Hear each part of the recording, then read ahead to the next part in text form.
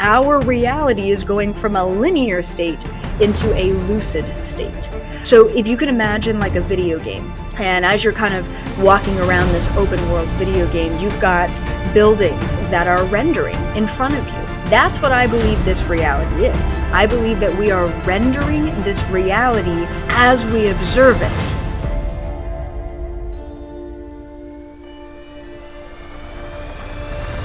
What I teach is interference, so I believe that, yes, I believe everything is happening simultaneously, but I also believe that there are interferences where my soul from that life didn't conclude that lesson, and then I'm coming in this life to try to resolve it, but then if I don't resolve it, it bleeds through. Like, there are bleed-throughs concurrently that kind of muddy my ability in this present life to see with the clarity I have because I've got interference from what came before, even though it's all happening concurrently. If you had all light and all love and all material wealth and all knowledge and access to everything, what then? There's no movement, there's no growth, there's no polarity. It's pure boredom.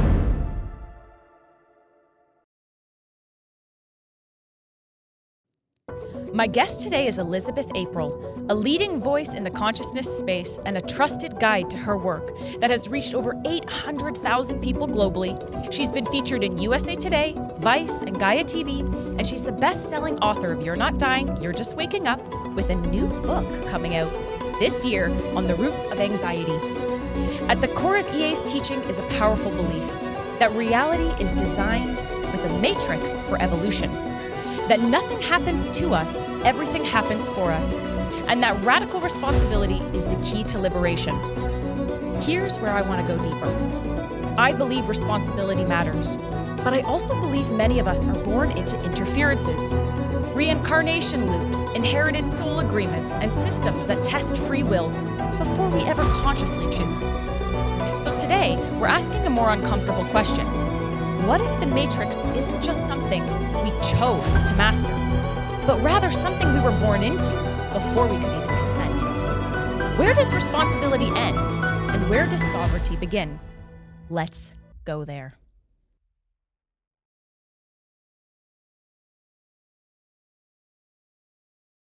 Woo! Okay, not a big topic at all to have, EA. I love it. I live for this, so I'm excited. Well, I know that about you, and I'm just excited to spend some time with you inside of a more professional space. For just brief context, once upon a time, EA channeled how we knew each other, and she channeled that both EA and I were working on the Galactic Federation ship together. I think that's what we ended up channeling, right? Yeah. Super cool. So this is going to be exciting for us to actually be able to dive into some of your philosophies about the Matrix, because it's something that I actually don't know too many of your stances and opinions about reality itself are. So why don't you help me distill it down to your fundamental belief of what the Matrix is? Yeah. Well, I mean, it is such a big concept. And what's so cool is that the conversations I've been having recently, especially kind of moving into and emerging into 2026, it's all been quantum mechanics. It's all been about timelines. It's all been about how expansive this reality really is, but then simultaneously how much of an illusion it is as well. So it hurts your brain. It does. Fair warning.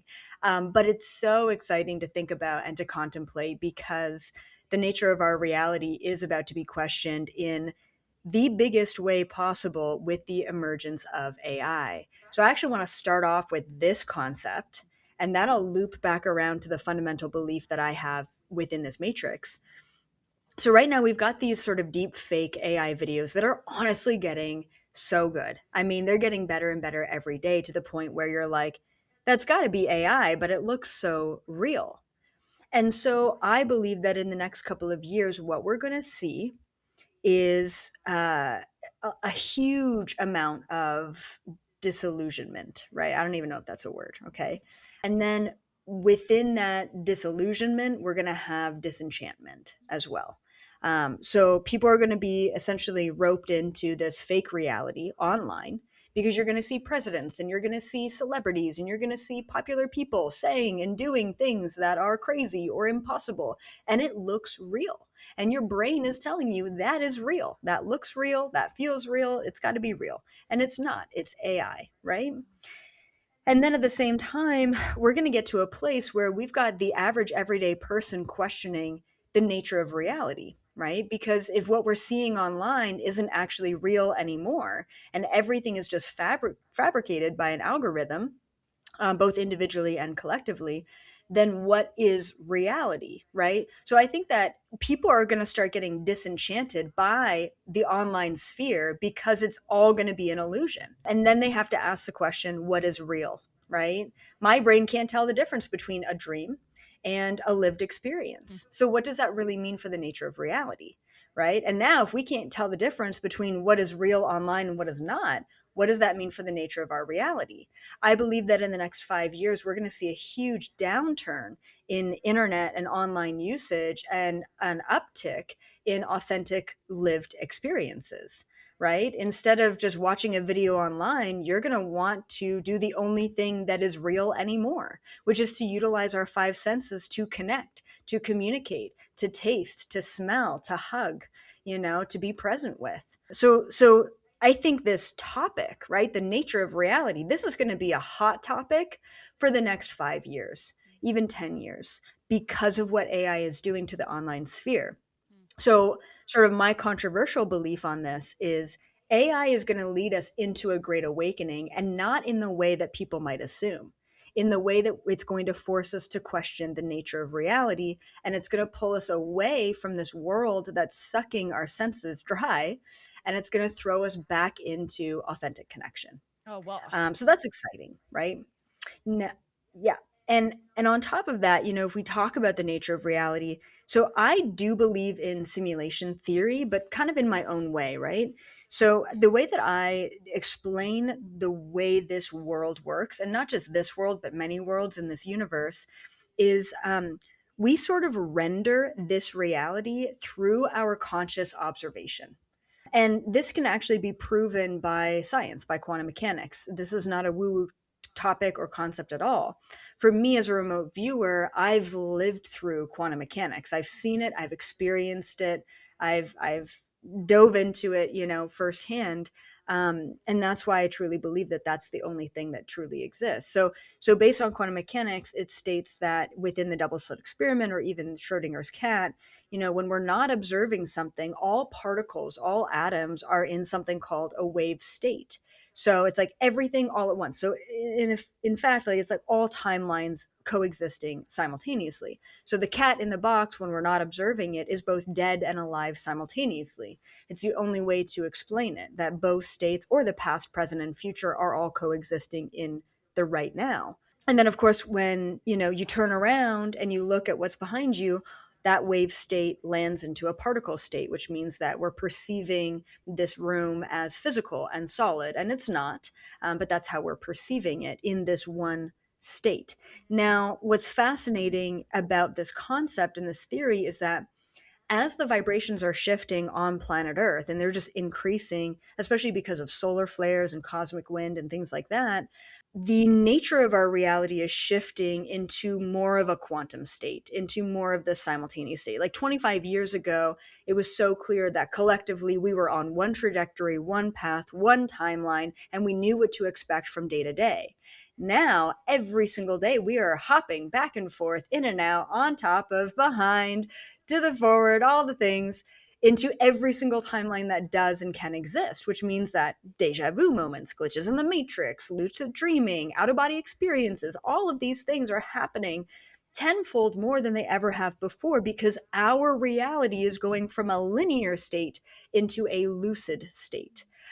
So if you can imagine like a video game, for example, right? And as you're kind of walking around this open world video game, you've got buildings that are rendering in front of you. That's what I believe this reality is. I believe that we are rendering this reality as we observe it. So, the biggest statement that I can make to anyone listening to this, and even if you believe it 10%, right? It means that your belief, it means that your thoughts, it means that your conversations, your actions, your essence, okay, of focus is creating the world around you, which loops back around to radical responsibility. If you don't like your life, then choose to change it. It's not your mom, it's not your in-laws, it's not your childhood, it's not the state of the world, it's not the economic system. It's you. It's always been you. And so this is truly just a giant video game playing out. It's a fever dream for the soul, in a sense, for us to learn and to experience and to understand the deeper nature of the interconnectedness of what it means to be a soul. So hopefully you got something out of that. But that's essentially, my overview on the nature of reality and where we're at right now, which is a really incredibly confusing and simultaneously exciting time to be alive. It's so funny because as I was listening to you speak, my dad loves watching the spiritual debate.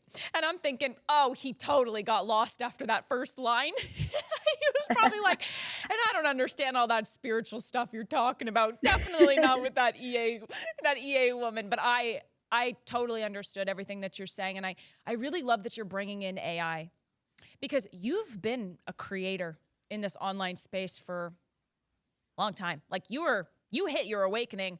I think I was like smoking pot, doing a bunch of drugs, questioning if I was going to be a professional performer. Like I was a sleepy when you had your awakening. So you've been in this space for a long time.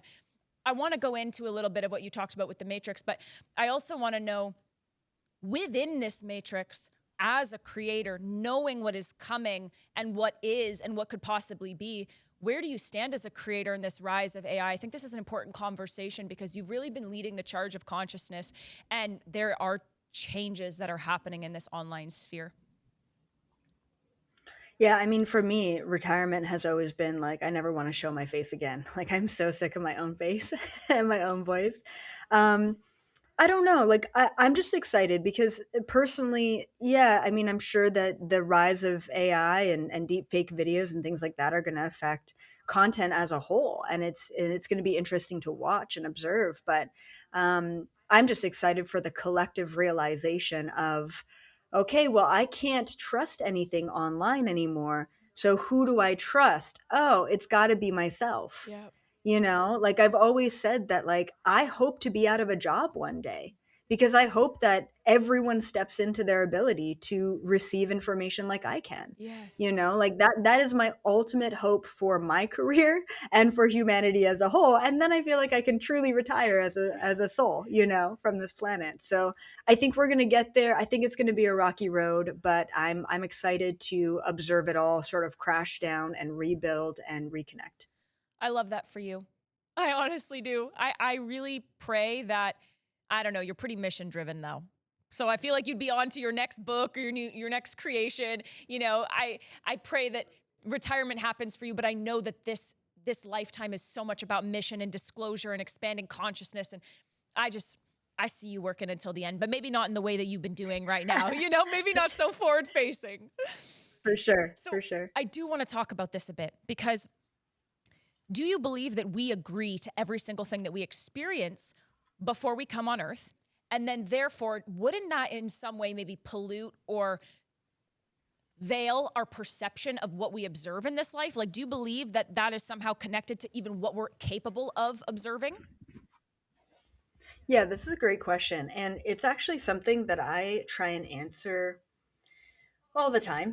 It is a massive thing to undergo, especially for those people who have not questioned destiny or contracts, right?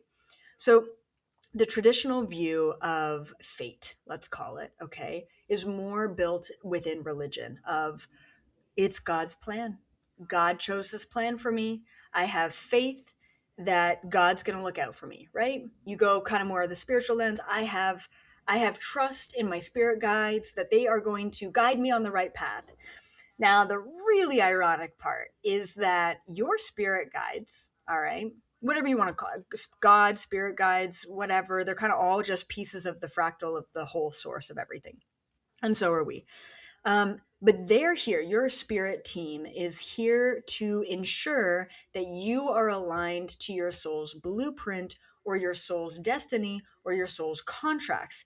The funny thing is that most of our blueprints and our destiny and our contracts are losing a job, losing all your money, getting into that crazy car crash, going through a bad breakup. It's like the things that are so predestined for us are usually really shitty. They're usually really challenging things.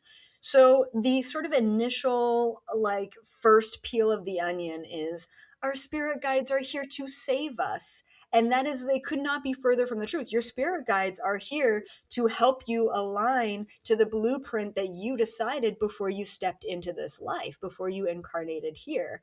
And usually that's like guiding you into these challenging moments. And then, of course, holding your hand and helping you through those challenging moments. But I've heard it so many times of, I was having the best day ever. I was seeing 1111 and 333, and everything just felt in flow and aligned. And then, boom, I got into this crazy car crash. And it's like, well, yeah, because that was in your alignment. And we don't think about it like that. So I put a whole chapter on free will and destiny, both in my first book and in my most recent book, Your Anxiety is Giving Me Anxiety, because we have to talk about it. People are anxious because they have a fear of the unknown. But if they truly realize that everything in their life was happening for them and from them, then we would drop the anxiety, we would drop the fear of the unknown, and we would have a little bit more trust. So I want to break it down very simply, okay, and then we can kind of talk about it. So um, let's call it. This is not a definitive number, but let's call it 10 to 20% of your life is destiny or blueprints. And let's just talk about what the definition of that. So predestiny, or your fate, or your contracts, right? Your blueprint, your soul's blueprint. These are things that you sat down as a soul and you said, okay, I'm going to be Elizabeth April. These are the things that I want to learn. And in order to learn those things, these are the tough situations and challenges I want to go through in order to learn those things. So at 22, I'm going to go through a bad breakup. At 26, I'm going to go through this and whatever. And so I think a lot of people believe that either God's writing that destiny for you or what have you, but that's you. That's your soul choosing that. I also think a lot of people believe that destiny is 50% and free will is 50%. It's just not the case. We have more free will kind of overrides everything for the most part. That's sort of our God-given gift, but it is for every being in the entire universe. That is the right of all living beings, is to have free will. And so then in all of the little tiny moments, day-to-day stuff in between, we've got our free will. So if you're like, I want to manifest an orange rabbit tomorrow, and you go to the grocery store and your toddler hands you a box of Annie's bunnies with an orange rabbit on it, there you go. You've manifested that with your free will. That wasn't predestined, that wasn't contracted. So typically the really big beautiful things in our life are predestined and contracted. The really terrible, challenging things in our life are predestined and contracted. And then, sort of, all of these little moments in between are our present moment free will.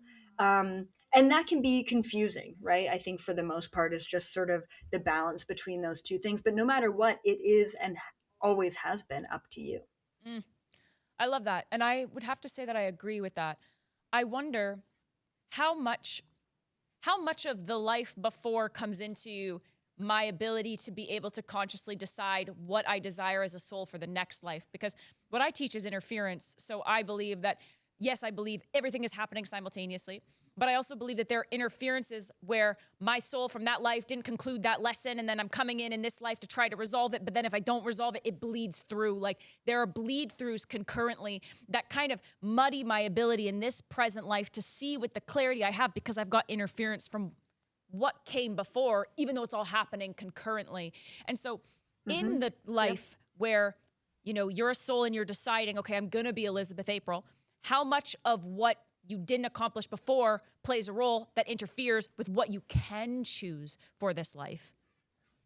Yeah, that's a great question. And it's tough to find a definitive answer because Yeah. there are so many variables, there are so many timelines, there are so many things to think about with that. I would say that it's sort of destined fate to move into one lifetime and to take the burden and the baggage of your previous lifetimes with you. So the way that I like, so from a very macro scale, okay, I remember when I first started remote viewing, I was like 18 or 19. And one of my biggest questions was, what's the purpose of incarnation? Like, I'm serious. Like, what is the purpose of life itself? Right? Like that, like, you want to know. You want to know. If you could ask any question to the entire universe, that's the one you'd want to know. And so I went right into the center of the universe and I talked to source or God, whatever you want to call it, to gain access to the information. And so the way that it was presented to me using different words or different feelings and sensations, because it was all just a translation, is that essentially a soul is born, okay, in the universe. And then there are, right now anyway, 12 dimensions, okay? So these are like densities, energetic densities, or dimensional layers. You could consider it levels in a video game, okay? So in every dimension are a certain set of lessons that a soul can learn based on incarnating into that dimension. And each dimension has limitations. The lower dimensions have way more limitations. The higher dimensions are closer to source, God, whatever you want to call it, and they have way less limitations. And so essentially, as we move from dimension 1 to dimension 2 to dimension 3, we're learning these set of lessons based on the limitations in your body, in the dimension, no matter what. No matter, so when I was first told this, I'm like, okay, cool. And then you graduate, right? And then you learn everything that there is to learn from all 12 dimensions. You gain access to all knowledge and experience as a soul in this universe. And then you have a choice to make. And the choice is you could either, as this soul, as this fractal of source here, you could either go and join source as the whole of all that is in this universe, or you can decide to break off from this universe altogether and create your own universe, which is that spark of everything, of all that is, and really redo it all over again in a different set of circumstances and limitations. And it really does put things into perspective. And I assumed back then, because I was so limited, that yes, okay, well, you go through dimension 1 and then dimension 2, so you're like a grasshopper, and then you're a praying mantis, and then you're a blade of grass, and and it's just not like that. Oh my god, it's like all of a sudden I started doing past life regression. I realized you were an 8th dimensional Octurian in your last life, and now you're a freaking 3rd dimensional human. What the heck are you doing here? And you really hop around. So yes, yes, limitations, yes to baggage, yes to interferences, but all of those limitations and interferences are simply uh, experiences of what your soul needs to gain access to. And the second that you've learned that limitation or you've learned that interference, you never have to relearn it again as a soul. So no matter if you learn it in this lifetime or the next life or in 10 lifetimes from now, you're going to have to learn it one way or another. And that's why we choose to kind of fit in as many lessons as we believe we can handle as a soul in any given incarnation. Yeah, I kind of wish I didn't. I don't know. I need to have a word with my soul about how many lessons I chose in this life because, god damn, I was like, okay, this. We're just gonna clear it all in this life. I really need to have a word with her. But okay, I want to talk a little bit about the dimensions because I agree, 12 dimensions. I stand by that truth as well. I don't feel like it's necessary to try to search for more. If 12 feels right for me in my body, it's like, who cares? I'm in this 3rd dimension. I'm climbing up the dimensional bandwidth, like, period. But do you believe then that there is almost a matrix within every dimension? It just becomes less and less and less limited? What are your thoughts on that? Yeah, it's tough, right? Because we're talking about semantics. So, like, how do you define matrix? And, like, it's just kind of like the reality of all that is. But yeah, I mean, there are different set of limitations within each dimension. And so you incarnate differently. And I've talked to some ascended masters and 12th dimensional beings, and it's like their ability to connect to all truth and all knowledge beyond time and space itself in their state of being. I mean, they're not just one thing anymore, right? There's no such thing as separation, or linearity where they come from, which even just stepping into that is kind of mind boggling, let alone trying to think about it. Yeah, it feels like one of those, but does it change really anything to know that? I think on our awakening journey, I mean, God, you just have access to, like, you have just seen so much shit. Okay, I feel quite limited in comparison. Like, my path has been a lot of clairvoyance in terms of seeing entities and attachments on people's energies and where it's connected, and to try to help them be on their natural order so they can truly experience what I think is sovereignty in this life. I think is a big goal, being able to take radical responsibility for your life and have no limits to be able to access God in your body. That's Yep. to me what I feel my path is. But you just, girl, I watched your video with Erica Kirk and Charlie Kirk, and I was like, this girl just like remote viewed, went straight to visit these two deceased souls, had a full conversation. Like it's wild to me what you've had access to. But even so, I'm sure you get to the point where you're like, yeah, well, does it matter to know it? And like, I know it, who cares? Like, you just have this kind of blasé, yeah, seen it, been there, done that. Like, how did you get there? I want to understand, I want to unpack how you got there in your mindset. Because girl, you see so much darkness, evil. I call it evil because I think in this construct, for me, it's important to call it evil, even though I do believe in a higher dimension. It's an illusion. I think it's a fabrication of our perception. But I also feel like in this dimension, so many people don't even know that they're walking around with entities. So I think Yep. calling it something that allows us to go, wait, there's something there? Oh, what is it? That's not of God, even though God created it. Like, I think that the name is important, even though it's not the way that religion calls it that. But you've seen so much. And I want to unpack how you got here, like, as best as one possibly can in the time that we have, how you got to this kind of blasé freedom state with the amount of shit that you've seen. Yeah, great question. So, I mean, when I first stepped into the remote viewing, a lot of it was through past life regression techniques and lucid dreaming kind of combined, and I made my own thing of it. I had no idea that it would be even called remote viewing until quite recently, actually. Wow. And so I wanted to know everything, like every big question. Most of my curiosity when I was like 18, 19 years old was all Illuminati, it was shadow governments, it was agendas, conspiracies. Now, granted, at the time, I was doing a double major in university between political science and communication. So like I was all up about that political, just that world, and like wanted to know what the truth was behind the projections. And so I spent 4 years in darkness, like true darkness. Not only that, but hounded by entities. I did a lot of like astral battling too with like light weapons. And I had a shadow dragon that we used to eat entities. And I would ride it into these like underground caverns where the entities were everywhere. Like I would do like energy work on like possessed people on public buses. Like, I mean, that was my world, okay, for a solid 4 years. And then I got to a point where I was like, man, there's got to be something more. Like, this, yeah, okay, darkness exists, and yes, we can be light workers and really do something about it, and fight the good fight. But there's got to be more to it than just this, and that's when I opened up, of course, to third eye awakening and pineal gland and dimethyltryptamine. And holy shit, when you get into those higher realms and dimensions, like now I can just blast off and go into these higher dimensions and realize that the darkness is just as much as an illusion as the light, which is hard for people to comprehend. And I get that coming from a linear mindset. But I'll give you a really good sort of story here, an example. This is honestly, this moment changed my entire life and my entire perception of darkness in this one moment. And I go back to it constantly. And this is going to be good for like your community because they're here because they're drawn to what you do and what you can do as well, and how you can help. And so, yeah, I truly believe entities exist. I battle them still to this day, but I've got no fear around them because of this experience.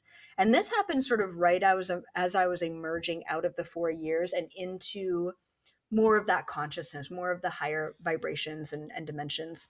And it was a dream, but it wasn't really a dream, one of those like so vivid. And I was essentially like in hell. Like that's what it looked like it's like sort of a cheesy perceived version. It was like this like infinitely red space, I guess. And then behind me were these three massive entities. Like they were like 10 feet tall, these like dark black figures that were just chasing me and chasing me. And I was so tired, but I was so scared.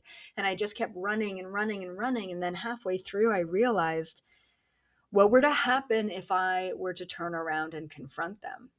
I don't know. I don't know. I've never done this before, right? I mean, I battle them and I confront them all the time, but it's usually with aggression and light weapons and like whatever. So in the middle of this dream, I stopped, and they stopped, and they were like, whatever, a couple feet away from me. And the one in the middle was the worst, like the biggest one. And I didn't know what I was going to do when I confronted them. And so I stopped and I looked right at them and I said, I love you. And they just started acting out, right? Like they didn't want that.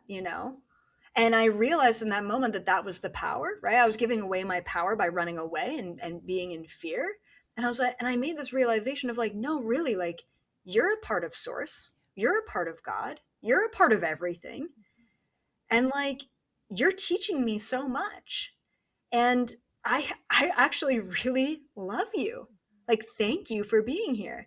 And I said, give me a hug, right? So I go like this, and I'm hugging the one in the middle, right? Just like bring him in.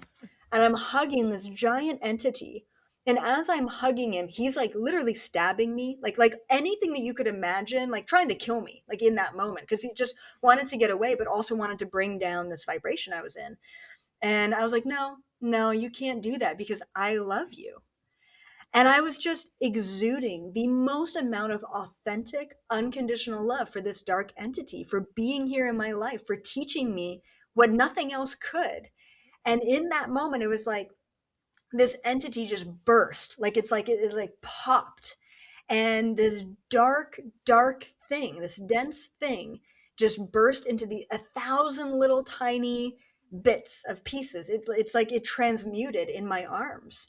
And I did the same thing to the other two. And I was never haunted again by those entities. Like I said, it doesn't mean that I've never been attacked by entities again, because it's constant. They're there. They do exist in those realms, but that unconditional love, that experience, that feeling of true gratitude for their presence in my life to teach me something so incredible, to be a part of source in that way, like, holding that space of unconditional love will forever, ever change your perception of dark entities. And you'll never have fear of them again. And I never have. I've confronted a lot of dark stuff since then, and I've never held fear.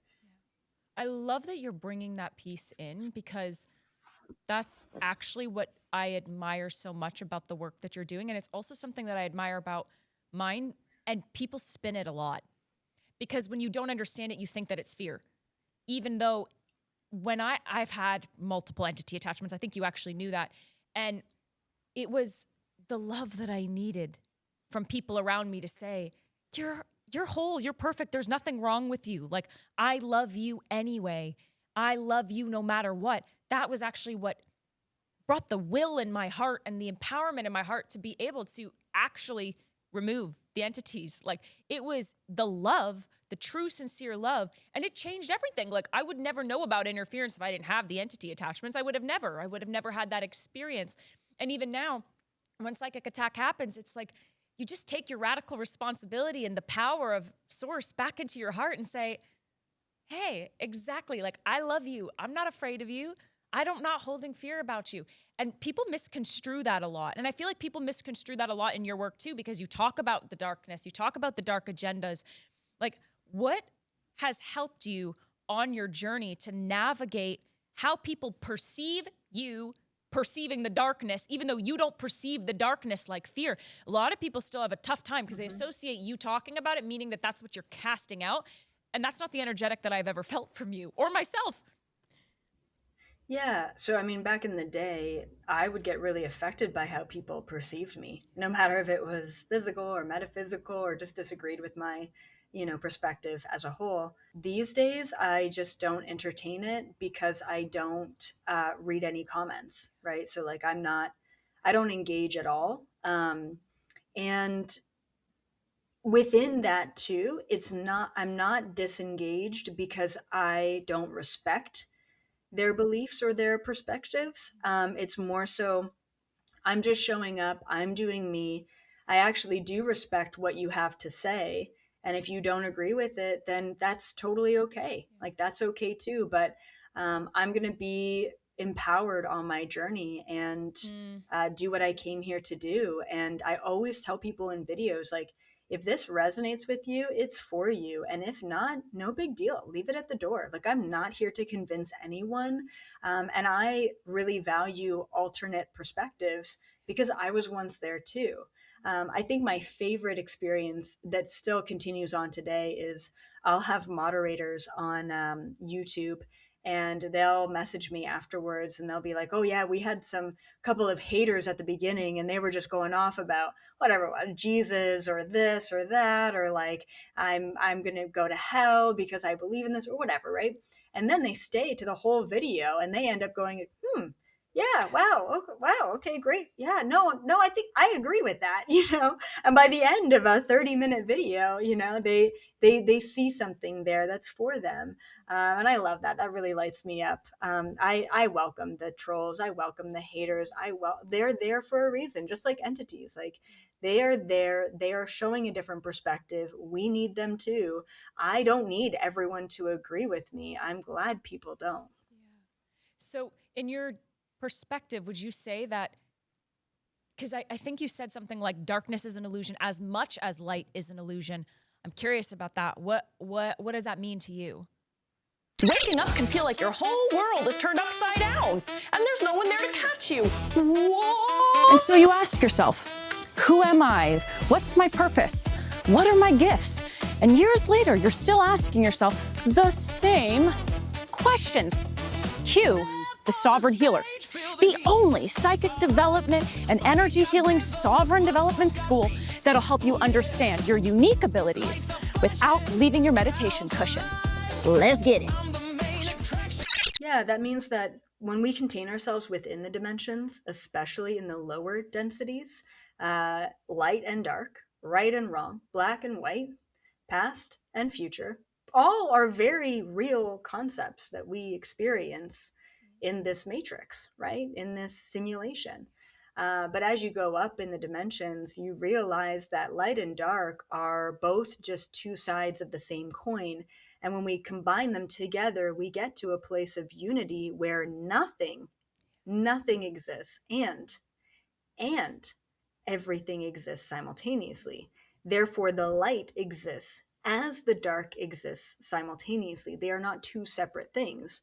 So, yeah, the dark is an illusion. It's here to teach us, it's a part of limitation.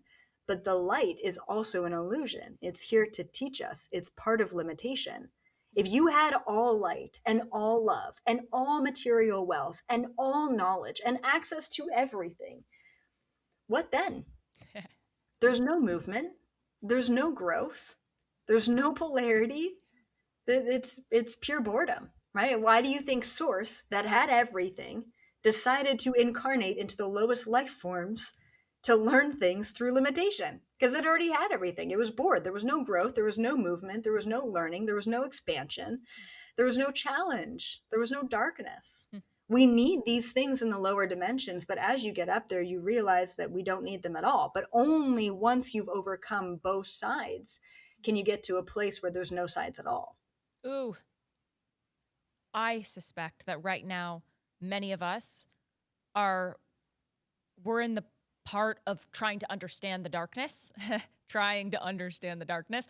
I think a lot of us, it's like, okay, did the things, accessed the things, connected with the things, got it. We're in a matrix, breaking out of it. Okay, it's all a simulation. Like, I feel like people get there. But then when it comes to this, Xavier Dagba said it best. Like, do you have a secure attachment style with the darkness? Because I think a lot of people are challenged by it. They don't know what to do with the fact that there is, and yet that it is actually all just a part of a grander design. What are your stances on that? Yeah, that's a great thing to bring up. I mean, essentially, if I were to bring you a book and say, this is all knowledge, and all you know is the book that I present you, then that's going to be the reality that you believe in that moment. When you start to realize that an infinite number of books exist simultaneously and you can have access to any one of them, then your perception changes. So I believe that our attachment to darkness, just like I went through, my battling, my understanding, this is it. This is the epitome of spirituality, is like the battle between light and dark, you know. I truly thought that that was all that there was, until you start questioning even beyond the polarity, and you realize that that too is an illusion. You know, it's here, it's a limitation to teach us. Mm. So yeah, I mean, it's just, you expand and you expand and you expand, and I think there's going to be a lot of people who have no idea what I'm saying. It's funny because I same thing, my moderators will tell me, it's like, people will be like, wow, you said a lot of things but you said nothing at all. And I get it, because they haven't lived through it. Like, Yeah. I wouldn't be talking like this if I haven't had the firsthand experience of the information that I'm talking about. So what people will absorb from my communication is maybe 5%, because that's what they've experienced and lived through. So I truly believe that knowledge will set you free, but knowledge will only unlock the door, Yeah. right? The experience is opening the door and walking through it. And no one, nothing, no teacher, nothing can do that for you except for yourself, right? Yeah. But I think 2026 is the year of this deeper experience of what it is that universal truth is. Hey there, it's me, V. So, as you can imagine, this is my first podcast, and so I'm learning all of these new ropes. And did you know how important ratings were? I didn't. I had absolutely no idea, and I'm so thankful for the support of my team for reminding me of how important having your ratings, your honest reflection of the podcast, how much that benefits us. So, I'm that annoying person in the middle of everyone else's episodes that I fast forward that hopefully you're listening to right now. And if you've got 30 seconds, it would mean the absolute world to us if you could take a moment and just rate this podcast, give it a thumbs up, share it with your bestie that you want to go head to head with, so we can continue to spread this message, debate about the truth, find what the truth is, and have the kinds of conversations that truly help us awaken in integrity. All right, back to the episode. I totally agree with that. And I think that's why I'm seeing a lot of people on their journey, like on a deeper quest to trying to find who God is to them. More than ever, 2025, I think, was a big year of people kind of swinging more from maybe New Age spiritual practices to Christianity, from Christianity, maybe a little more New Age. I definitely see like there's this swing of really trying to find what that ultimate truth is and what it is for them. And I sense that your battle with light and dark, you had to master the fact that it wasn't actually about light versus dark and you being the light and destroying the dark in order for you to be able to climb your consciousness to a higher level of understanding. And in my work, I feel that it's such an important topic to educate about the darkness and how to understand it and discern it and feel it and remove it and revoke it, like how to actually work with it from the right frequency in order to be able to master so that you can elevate. And that's what I gather from you. It's not like, and then I was like, okay, it's two sides of the same coin. And then it's through the experiences and then going, Yes. wait, I got a lightsaber in my fucking hand and I'm trying to destroy this thing. Is this really the way? No, because they're two sides of the same coin. And then you were able to climb your consciousness into more unity. Yeah, there's no way you can just be like, yep, this is all an illusion. Let me just go on to the next frequency. No, absolutely not. That's why a lot of people are like, okay, yeah, sure.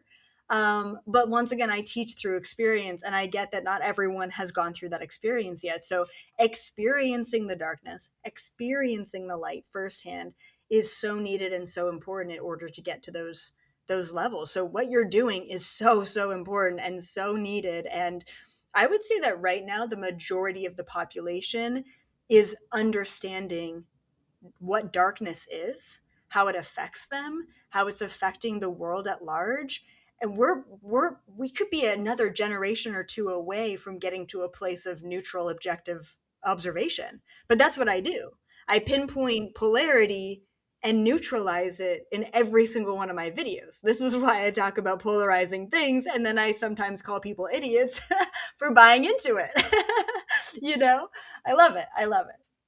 I love it. And I love how much your work has really been digging into the polarity. I know some people feel some type of way about it, but I really respect that what you're doing is you're leaning into the mission from unification. It's almost like you're like Like that's what you're doing. You're like, you know, I don't know how to explain it. It's like a splatter. It's like on the wall. Like that's what you're doing because your frequency is from this perspective of, listen, guys, it's all a fucking game. Like it's all a simulation. But if people are still like caught in the matrix of their own Yes. simulation and they haven't actually either become conscious of the fact that darkness exists and then learn how to be able to detangle that web, then they're only going to be able to see from, oh, well, that's easy for you to say, EA, or God damn, like you just channeled that thing. Like, who do you think you are? Like, it makes so much sense from the perspective of where you've gotten to your understanding of the matrix. But I think so many people need to detangle the matrix of darkness right now more than ever in order to be able to unify their consciousness with the whole.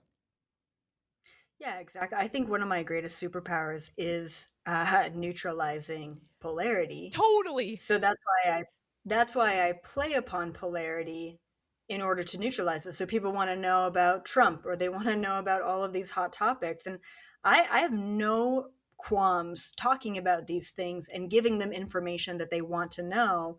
And then at the end of the video, letting them know, stop buying into this. You're doing exactly what they want you to do, which is feeding your focus and your energy into a propagated, projected reality.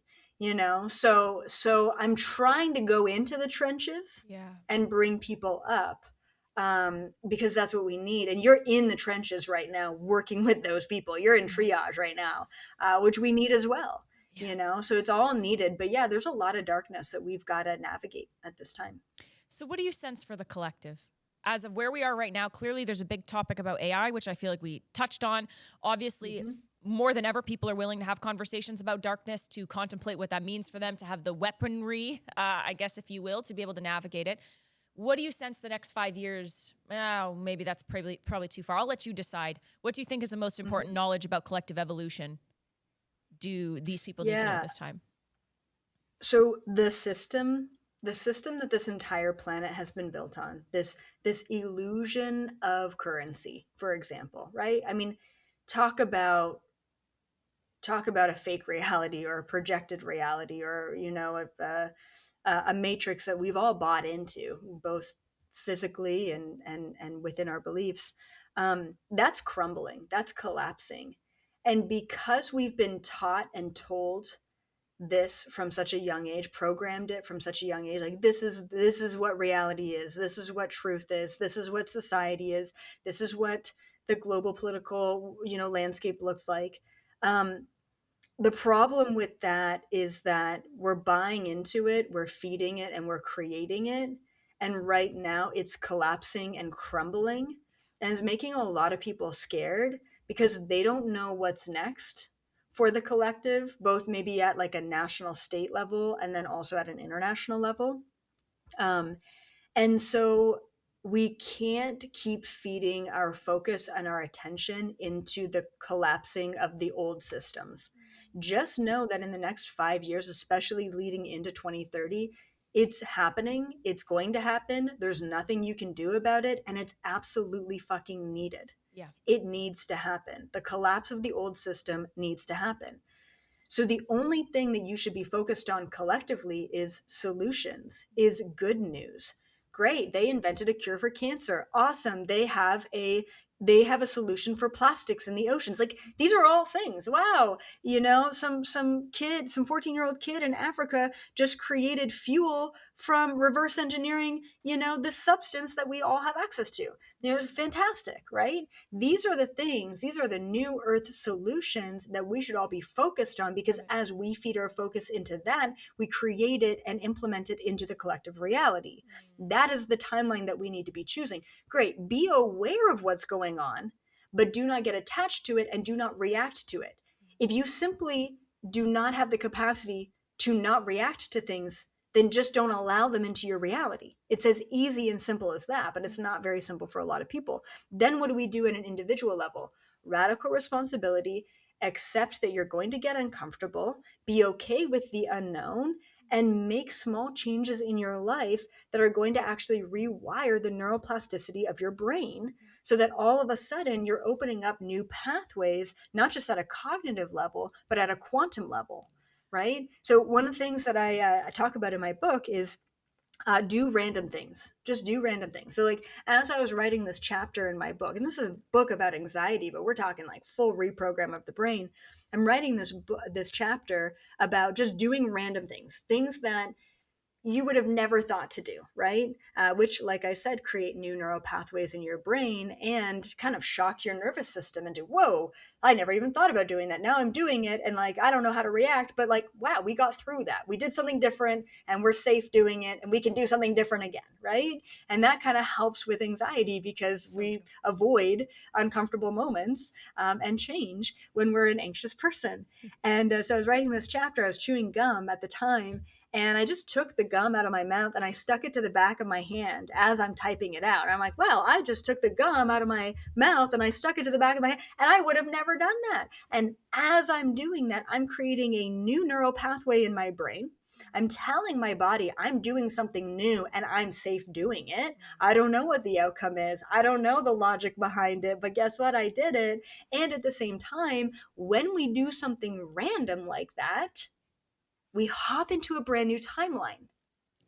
We're consciously shifting timelines.